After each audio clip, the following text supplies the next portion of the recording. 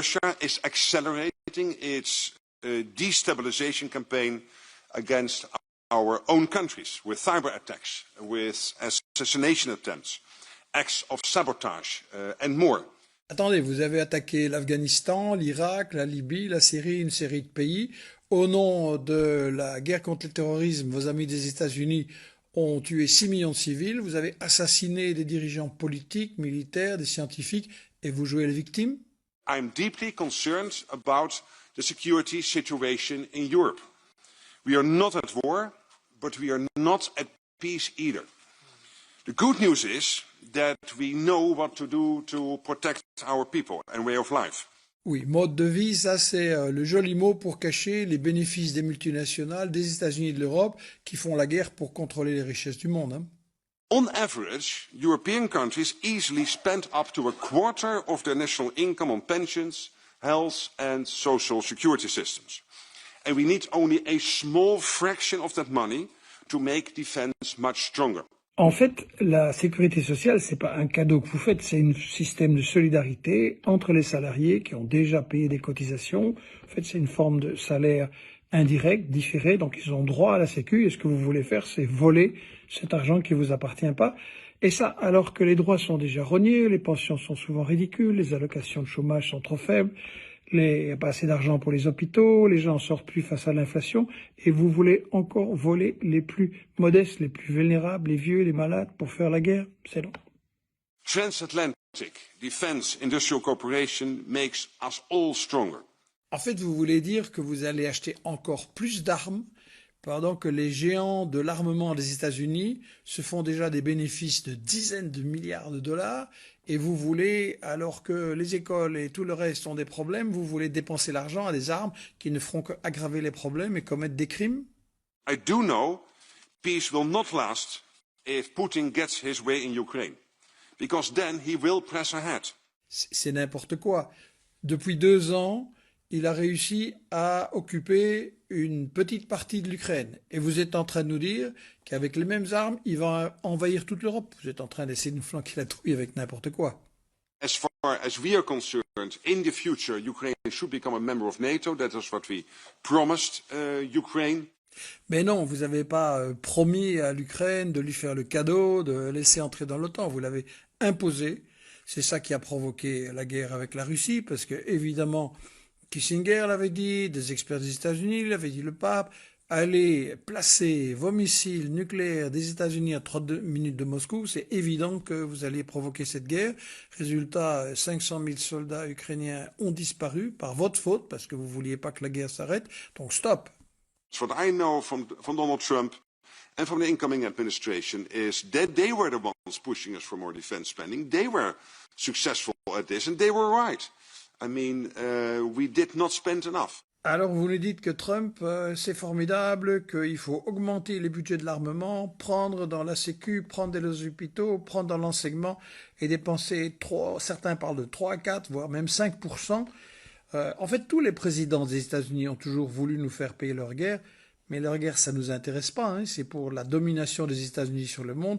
On a bien d'autres objectifs pour que l'humanité vive en paix. You're gambling with World War III.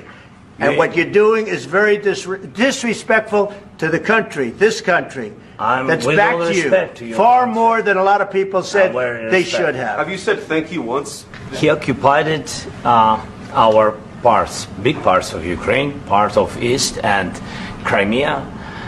So he occupied it on 2014. D'abord, la Crimée a toujours fait partie de la Russie, tout le monde le sait. Et le problème du Donbass a commencé quand vous, d'abord votre prédécesseur Poroshenko, puis vous avez attaqué le Donbass, bombardé, tué beaucoup de femmes et d'enfants. Et tout ça pourquoi? Pour une chose dont vous ne parlez pas ici, à cause des terres rares, à cause des minerais convoités. La France a été expulsée d'Afrique saharienne, elle cherche le titane, le graphite, indispensable pour son industrie d'armement, et elle le cherche en Ukraine. Voilà la réalité derrière les belles paroles sur la démocratie, le respect des peuples, au principe que vous avez bafoué avec le génocide à Gaza, les massacres au Liban, l'installation d'Al-Qaïda au pouvoir à Damas. Depuis 30 ans, moi je dis toutes les guerres des États-Unis, de la France, de l'Europe, toutes les guerres sont économiques. Toutes les guerres sont pour le contrôle des matières premières, des marchés, des positions stratégiques. Ni vous, avec l'Europe qui maintenant vous pousse à continuer la guerre, ni Trump, vous n'en parlez, et votre silence montre bien que c'est ça le fond du problème qu'il faut cacher au public. Nobody stopped him. You know that we had conversations with him, a lot of conversations, my bilateral conversation, and we signed with him, me, like a new president. In 2019, I signed with him the deal. I signed with him, Macron and Merkel, we signed ceasefire. Ceasefire. All of them told me that he will never go.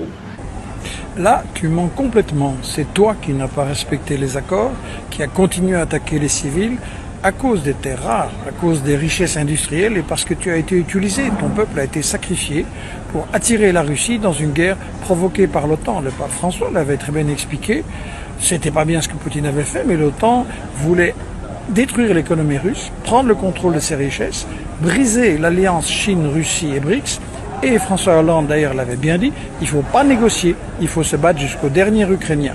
I'm not aligned with Putin. I'm not aligned with anybody. I'm aligned with the United States of America and for the good of the world. I'm aligned with the world and I want to get this thing over with. You see the hatred he's got for Putin. It's very tough for me to make a deal with that kind of hate. He's got tremendous hatred and I understand that, but I can tell you the other side isn't exactly in love with, you know, him either. So it's not a question of alignment. Pas aligné, ce qui est vrai, c'est que vous avez changé la politique des États-Unis. Hillary Clinton, Biden, Nuland voulaient attaquer et la Russie et la Chine en même temps. Et vous êtes plus réaliste, vous vous dites c'est pas réaliste, on n'est plus assez fort pour faire ça.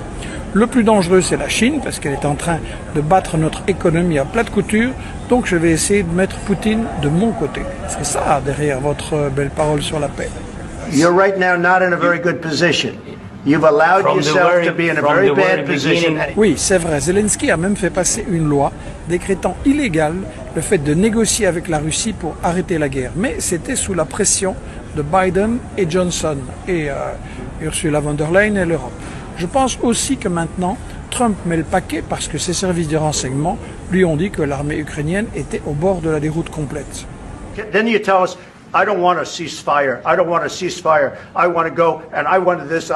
Look, if you could get a ceasefire right now, I tell you, you take it so the bullets stop flying and your men stop getting killed. Of course we want to stop the war. But you're saying you don't want a ceasefire. En fait, oui. Aujourd'hui encore, les Européens veulent que Zelensky continue la guerre. Tout le monde le sait là dans la chambre ovale et on n'en parle pas. C'est les Européens. Right now, you don't. You're playing cards. You're playing cards. You're gambling with the lives of millions of people. You're gambling with World War III. You're gambling with World War III. Très juste, Donald. Mais ce qui serait magnifique, ce serait que vous arrêtiez de soutenir Netanyahou en lui livrant des armes et en l'aidant à éliminer les Palestiniens à Gaza, en Cisjordanie, à massacrer au Liban, menacer l'Iran. Alors si vous faites ça, je vous promets que je présente votre candidature au prix Nobel de la paix. It's going to be a very hard thing to do business like this. I tell you. Just say thank you. Accept that there are disagreements, and let's go litigate those disagreements rather than trying to fight it out in the American media when you're wrong. We know that you're wrong. But you see, I think it's good for the American people to see what's going on. I think we've seen enough. What do you think? Huh? This is going to be great television, I will say that.